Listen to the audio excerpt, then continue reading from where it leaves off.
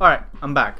Before I start this video, real quick, this is for a future video that I'm making. I've been kind of busy for the last month. I'm trying to put some projects together. But before this video start, I want to ask you guys for some question. I'm doing research, alright? I need some real answers here for future video. Feel free to answer these questions, which I will post a comment below, and you can just reply to the comment. It's work as a thread. So there are 3 questions that I would like for you guys to answer. First, what is your favorite movie? You can find all the questions down there anyway. So first, what's your favorite movie? If you have a lot, pick 1 or 2. Number 2, what is your most personal film? The film that has the most personal impact on you and how you are as a human right now. And keep in mind, there's a difference between personal and personal attachment, because there are films that you watch as a kid, you don't really understand what the film is about, but it has a personal attachment to you.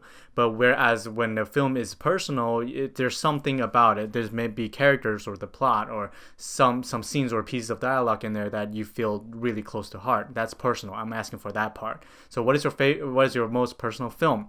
And the third one, explain yourself why. Why is that the most personal film for you? That's it. Answer those questions. I'll put a comment below and I'll probably tweet it out. There's nobody on Twitter anyway, so just reply them. Okay, let's get on with this video.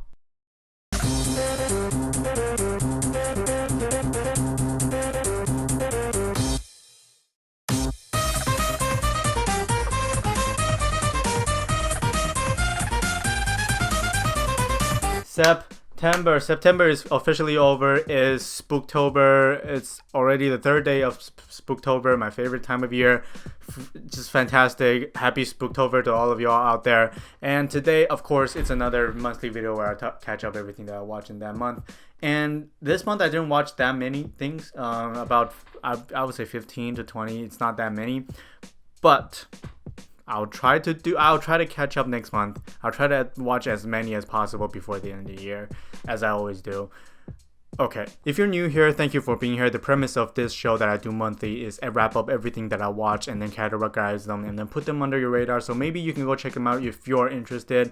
And because I think a lot of things probably deserve to be watched. Everything probably deserves to be watched, whether it's good or bad, however you perceive it. And for the rest of you, you know the drill. Let's just start it. First off, I just want to start off by saying that I watched Midsommar, director's cut. Never in my fucking million years that I thought I would watch this movie in theater 3 times. Because after the first time I watched it, I was like, oh, that was it. You know, I won't go back and watch it again. But I heard the discussion, how people are talking about the film. It got me interested again. So I went back and watched it again. After the second viewing, fucking Astra came out, say, I'm releasing a director's cut. And I went back and watched it again.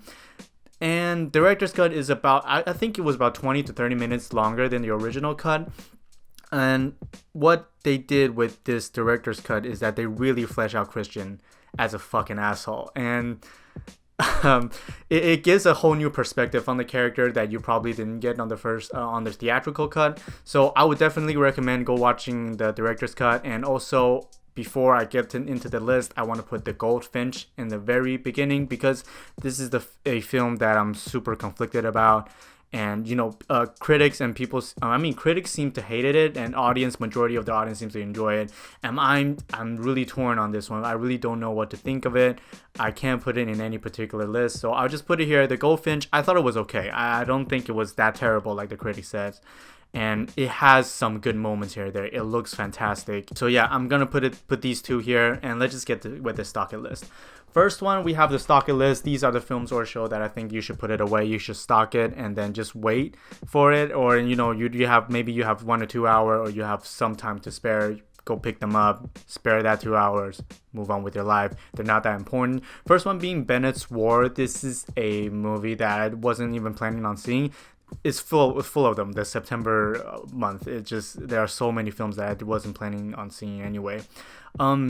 Bennett's War, it wasn't bad. It wasn't a bad movie. It's a perfect movie to stream it on TV. It's a perfect movie to go straight to DVD, but somehow it got a really limited theatrical run, and it just only ran for like two weeks or something, and it's just gone. But at the end of the day, I think the poster really is misguided. I didn't watch the trailer. I don't watch trailers, and looking at the poster itself, it seemed really misguided. It seems like The Wall. Have you seen that movie? I talked about it in the Bottle Companion 1.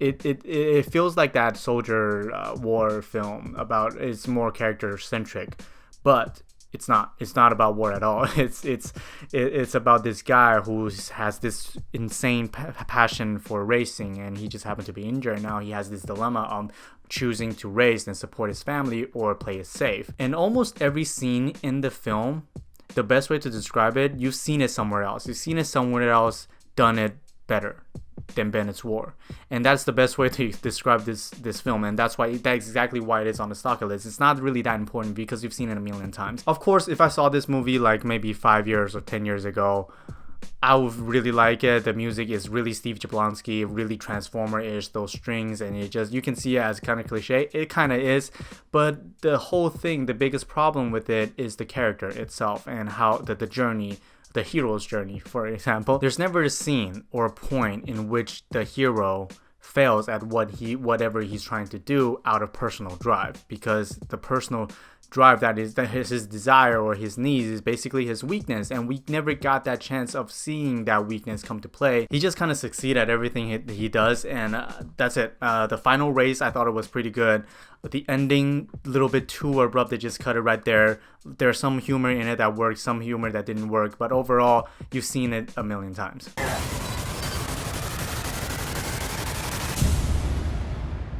Now, American Hangman is a film that just never got under my radar for some reason. I never heard of this movie. No one is talking about it until someone told me, actually said there's a movie called American Hangman on Netflix. You can stream it right now. It's really not that bad. So I watched it.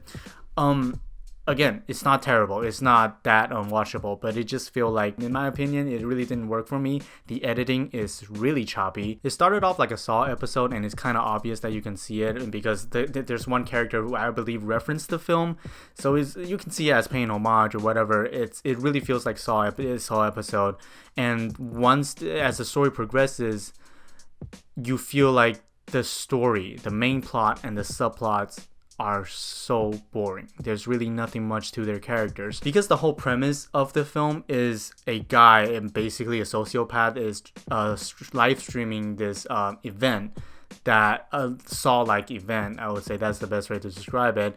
And from that lens, we cut to multiple different subplots. There's some guys at the restaurant. There's a police side of things. There's a hacker at home, and how they see this event from their perspective. And whenever we cut to their perspective, the film drags, because you don't care about these characters. They do no development on these guys, and you don't really care about them. They're just like us. We're watching other people watching this event. And also the main sociopath, I would say his motivation is really unclear. His need, what he wants to get across, is clear, but how he's trying to do it, the exact motivation that pushes him there, is so unclear that you can't really get behind him either. He's supposed to be this anti-hero that you can support him or not. It's up to you, but I just find myself having a hard time to relate to this guy. But anyway, besides all that, from a technicality standpoint, I think the production sets is a big thing here, because the production sets is really clean. So clean to its point. It's so polished.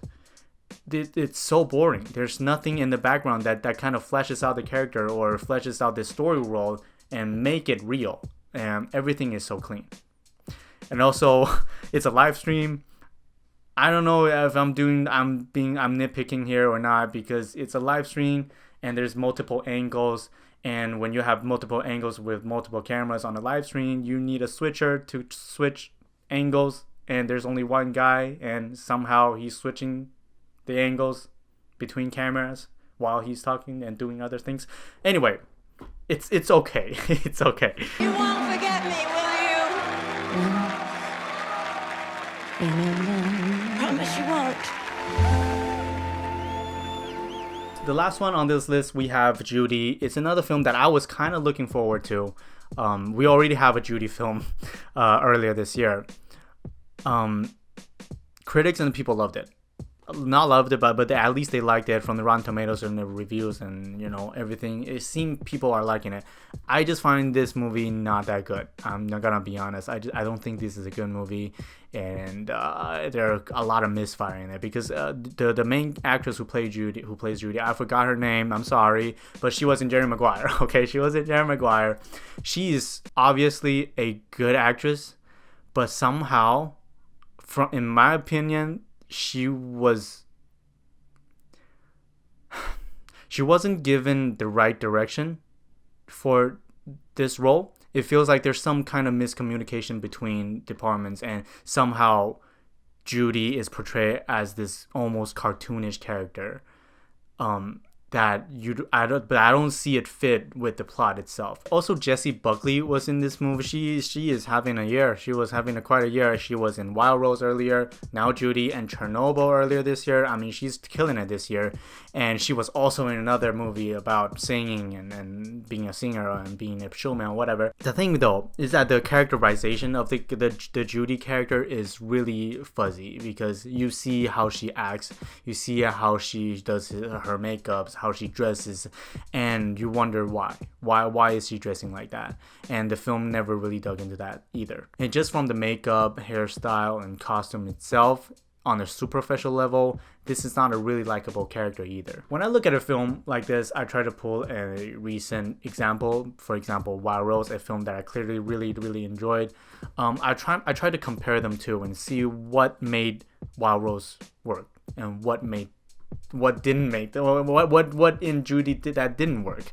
And there's something about the mic itself. The mic for a singer, it should be a character. In a film like this, the mic itself should be a character that symbolizes something. When the character is balancing between, performing and earning money and their personal life. In Judy, the mic was never a character. And in Wild Rose, it damn well seemed like it, and that I think was one of the biggest difference between the two, and why Wild Rose worked and why Judy didn't. I'm babbling by this point. I think on a technicality standpoint, the sound editing and the editing isn't the best, and also the character's needs and desire is also very unclear. Desire is really clear. What Judy wants in life is really clear, and they made sure that audience get it. But the character's need, on the other hand, what she has to overcome psychologically, they somehow glorify that weakness to a point where this character just doesn't change, and she will never have this realization of what she has been doing wrong. But anyway, other than that, I think most people liked it. It's just me. I don't think this is a good movie. And that's it. Let's move on to the streamer list. These are the films or shows that I think you should wait for it to stream it. You can stream it at home, wait for it to go to Netflix or Amazon, rent it however you want, watch it in the comfort of your home. It's probably not worth the ticket price. Okay, let's start with Hustlers. This movie was getting so much buzz when it first came out at TIFF, I believe. People are saying it's a masterpiece, and it got such good reviews on Rotten Tomatoes. And I watched it. I was like, I'm kind of disappointed. It's not for me. It's not that good of a movie, to be honest, for me. This is the Big Short of Cam. This is the Big Short of Cam 2017 or 2018. I don't remember. This is it. This is that movie. The Big Short and Cam putting together. We have Hustlers. Performances are great. I think Jennifer Lopez and Constance Wu, they're great. And there are some really interesting music choices. A lot of really good set pieces with how they tweak with the audio. There's some audio tricks in there that I thought was pretty refreshing. But at the end of the day, the story and the plot lines are so unfocused. It feels like they're not trying to commit to one theme. They're trying to hit so many things at once that a lot of things are just misfires. It's also told from a perspective of from the future. I would say it's a character reminiscent of what happened of events in the past, and I just feel like they didn't add anything to that aspect of the film, the perspective type of things. But yeah, when people say this is one of the best film of the year, what is a masterpiece, I said they're overhyping it. If you like it, that's fine. I just feel like for me, it's not for me. That's it. I've got blueberries in places where blueberries should never be. Abominable flopped at the box office. I think it made $20 million on its opening weekend. It's not a lot if you don't have a concept of that. It's not a lot. It flopped, and you kind of see why. The marketing, I thought the marketing is kind of crazy. How months ago, from April or some shit, I've been seeing the Abominable poster everywhere, and the AMC guys they're wearing the T-shirt of Abominable. It's like it's everywhere, and then it finally came out and nobody watched it. Why is that though? I don't know. Abominable for me, I think I'm in the middle of the line here. I can see this movie as that bad movie, and I can see this movie as a good movie all at once. I just hope that people are not just liking this movie just because it has an Asian cast or whatever. It's not about that. I just think that, again, it's a movie with some really good ideas and some really good set pieces. There's a scene with the meadow and the wave, and some of the sequences that are really well done and they're really beautiful. The music is everything. It's good. But at the same time, I just thought the first 30 to 35 minutes, especially that first act, how they set up the character, the conflict, and what these characters are going through is so weak and so underdeveloped, and to its point where something happened after the first act. These characters go on this incredible journey. They have to make a choice, and when they make that choice, you don't feel invested because you don't really care about these characters because they don't have backstories to tell you. They're just empty shells of human beings. It's super thin. It's super sloppy for me the first 30 to 35 minutes, and after that, the entire second act is just character stumbling into stuff. Things just happen upon them, and they kind of react to it. They are extremely passive, and they seem to not make anything happen for themselves. Maybe sometimes it just feels like they're just wandering around, and these things just happen to them, and that is the main drive that is carrying the plot and the story along. And it's just not the characters that you want to be following for 90 minutes or 120 minutes. Anyway, I don't think it's that bad of a movie. I do think, though, it would be a lot better if this film was a silent film when there's no dialogue. That would be fucking cool. But again, it's okay. Next up, we have go to the theater list. These are the films I think that you should go to the theater, pay the ticket price, enjoy the theater experience. They were worth it. First one being Freaks. This movie is fucking awesome. Brightburn, not interested. Freaks is where it's at. This is I don't know, the 5th Weird Kid movie of 2019 already. I don't know. It's been a lot, but Freaks is freaking awesome. It's this extremely low budget sci-fi film. They made the best out of it, and it's so original. It's just so cool. They can easily build they can do a sequel. I want Brightburn Kid versus Freaks Kid in the trilogy, to end the trilogy. I hope Brightburn and Freaks are happening in the same universe because that would be dope. Yes, small budget. They made it as good as possible. The setup is kind of weak. The conflict between the daughter and the father and everything that comes afterwards. The setup is a little bit weak. The second act gets a little bit repetitive. Same thing happens again and again and again and again, and you just kind of deal with it. But at the end, the whole third act, how everything wraps up, you feel really fulfilled.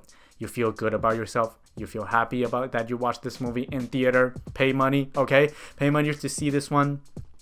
It's super good. And it has this way of creating events. I don't know. It has a way of showing you stuff in the beginning of the film, and then they never explain it until something happened later in the film, and then you rethink. I was like, oh, it gives a bigger context to why these things happened in the beginning. And I thought it was super interesting. Freaks, definitely go see this one. It's better than Brightburn. Yes, go see this one. Hold it, please! It's about you taking responsibility for yourself. We're going backwards. Next up, we have Brittany Runs a Marathon. I thought this movie was probably a feel-good movie of the year. One of the Peanut Butter Falcon is the best feel-good movie of the year. No doubt. I think Brittany Runs a Marathon is up there. And I think what's so interesting about this film is that it's not just about Brittany trying to lose weight.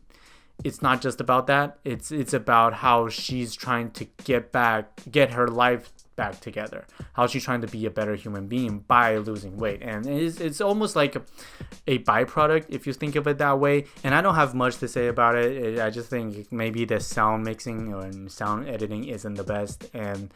But I would say that is probably nitpicking. And by the end, the ending, how it was executed and the emotions that you feel for these characters is super well earned. And that's all you need from a film like this. Go check it out. It's really good. Your Majesties, welcome to Downton Abbey. Next up, we have Downton Abbey. It's another film that I don't have a lot to say about because I never watched Downton Abbey, the series, and this movie just came out. I watched it. I think it was okay, and the quick editing style. I don't know if it's in the series itself or they just did it for the film, but I thought it was really noticeable at first, and then you begin to realize they do that shit a lot. They do that purposefully, and then you have to kind of accept it and then maybe ride along with it. There are a lot of characters in a lot of different places, so we cut between so many locations and subplots and whatnot. I don't know if they do it in the series because I never watched it. I don't think I should be the guy who tell you if this movie is good or not. If you like the series, I'm sure you probably like this one. I thought it was okay. It was pretty good. Not bad. The score, very nice. I'm still listening to this day. Anyway, that's it. That's all.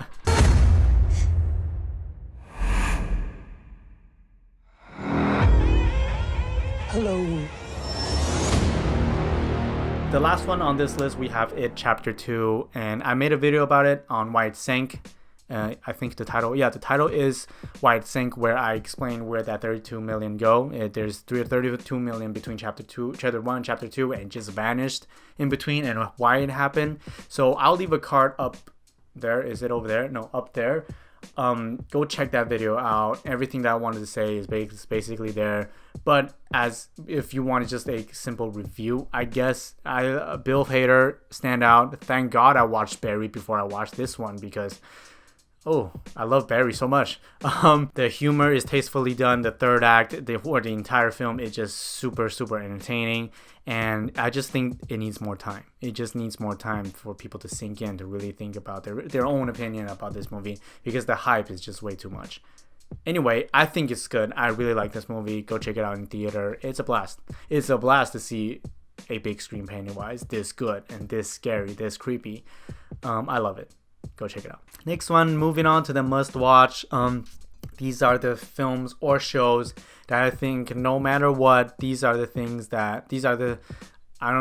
or show that represent that stood out in September for me. And when you look back at it, these are the films that you should just definitely go watch or catch it by the end of the year. Put it on your radar. I really like these films and shows. First one being Unbelievable. I actually caught this one. Holy shit. Oh my god, I watched this before everyone else when it first came out on Netflix. I actually did that. I don't know why. I was surfing Rotten Tomatoes and just came upon this. Unbelievable is releasing, and okay, I'll check it out because Caitlin Dever is in it. She is freaking awesome. She is so good. She is fantastic. Her performance, she does a lot with her eyes, and it just super intriguing. And just for your information, everyone in this show is really good. Toni Collette, of course, Merritt Weaver, whatever, I don't know. She was in The Walking Dead. Shout out to her. She's also fantastic in this one. It just covers a true story about these series of insane rape that has been going on in between states and how they uncover this whole mystery, and the whole investigation side of things is super intriguing because you're with them, you're trying to figure this out, and seeing these characters go through what they're going through is terrible. It is super terrible because it's told in a non-chronological order where we cut from the detectives trying to solve this case to a few years before on Caitlin Dever's character and how she went through being one of the first victims. I don't remember, but It's told in non-chronological order to really flesh out that traumatic, that impact it can have on a character. And I thought it was super cool. And I also love the title card. The title card is unbelievable. There's a kind of flicker of light that shines across it, and then it dims out, and you just left with light in the middle. And it's a big theme of the show. Super intriguing. One of the best on Netflix this year, at least I've seen. I haven't seen anyone, so go check it out. It's on Netflix. It's really good.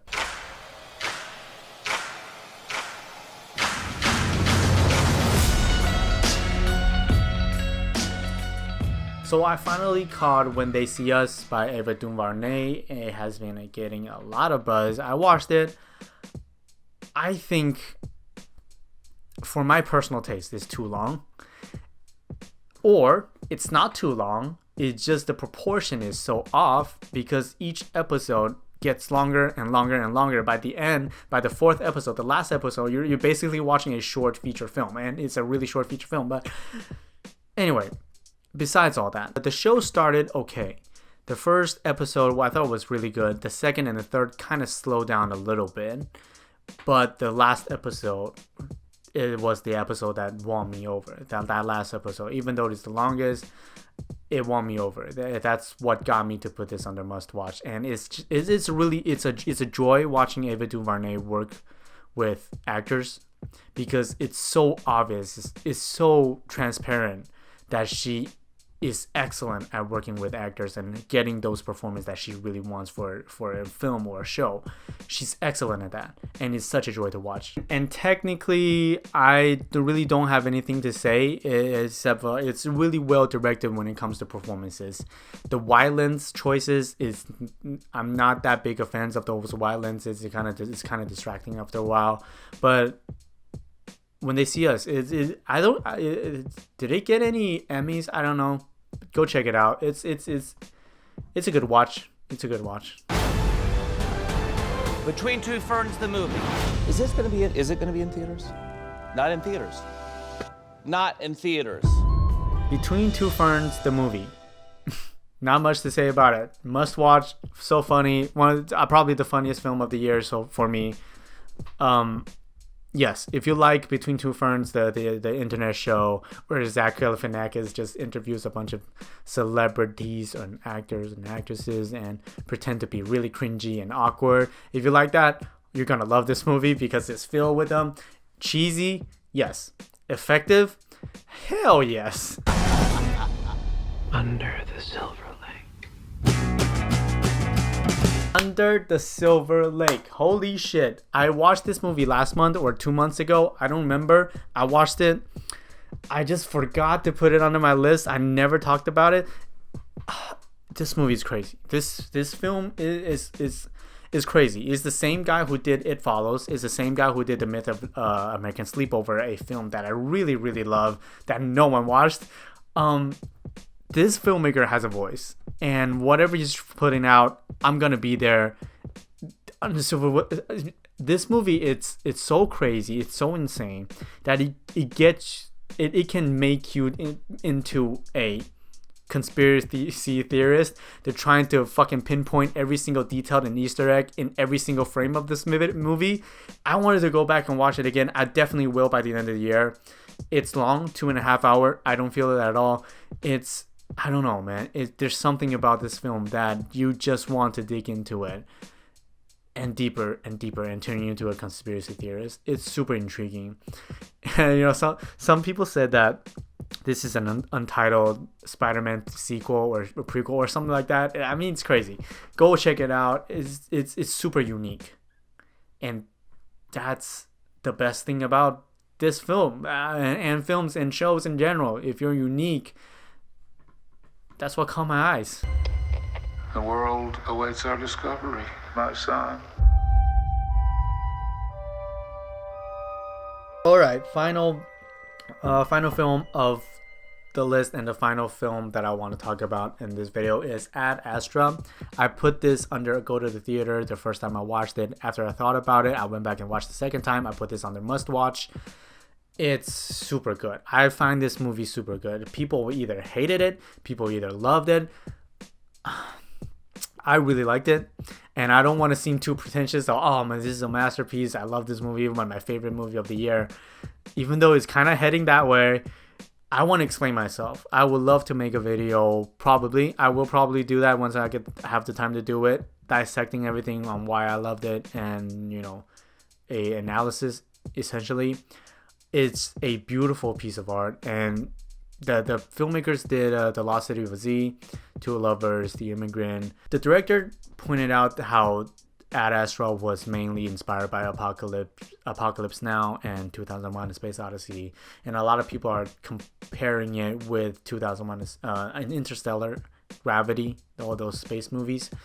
And I would say don't expect anything. I would say expect 2001: A Space Odyssey and Interstellar combining, but it's a self-discovery. It's a journey. It's a character study. On its core is still Brad Pitt finding himself in a really methodical or really elaborated way. I don't know. It's just in a crazy way. I saw the entire thing as a metaphor. You don't have to. I saw it kind of like that. A lot of people saying that it is a slow burn. How a lot of the character study, like Taxi Driver, I don't know, like Call Me by Your Names, or what's the other slow burn? Suspiria. I don't know, these character-centric, mood-centric art houses film, they call them slow burn. When I watched Ad Astra, I never felt the runtime. It's about 2 hours, a little over 2 hours. I never felt that it was a slow burn. It's beautifully put together. The score is one of the best of the year. I want to listen to it, but I can't find it anywhere. Not right now.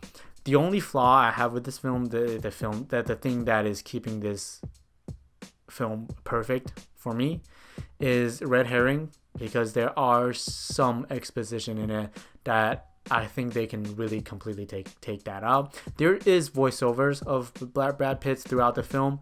I think some of them are really tastefully done, but I would say half of them. And the other half of the voiceovers and expositions, or whatever you want to call it, they can't really take those out. And I feel like they're just kind of scared to present this piece of art where it's silence for the majority of the time. But there is a theory out there saying that the Brad Pitt's character is actually autistic. But you can look into this movie all you want. Overall, I really liked it. I really like the approach. I really like the self-discovery. And when I see this movie metaphorically, it's super beautiful in my opinion. And the visual is just fantastic. One of the best of the year so far. So yeah, definitely go check out Ad Astra. It's not for everybody. And if you don't like this movie, I don't care if you don't like it. Please just tell me why you don't like it. And that's what matters. And if you love this movie, that's fine. Explain why. And yeah, that's it for this video. And everything that I watched in September is Spooktober. I'm super excited.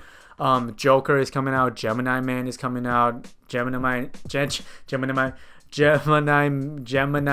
isn't getting good reviews right now, so that one isn't looking good. Also, Zombieland is coming out. A lot of Spooktober movies that I'm really excited about. Yes, I'll try to watch as many as possible and catch up some of those from beginning of the year. That's it for this video. Thank you so much for watching. Make sure remember to answer those questions underneath. I'll put a comment below. Answer the thread, answer those questions. I would love to know your thoughts. And yeah, that's it. Thank you for watching. Bye.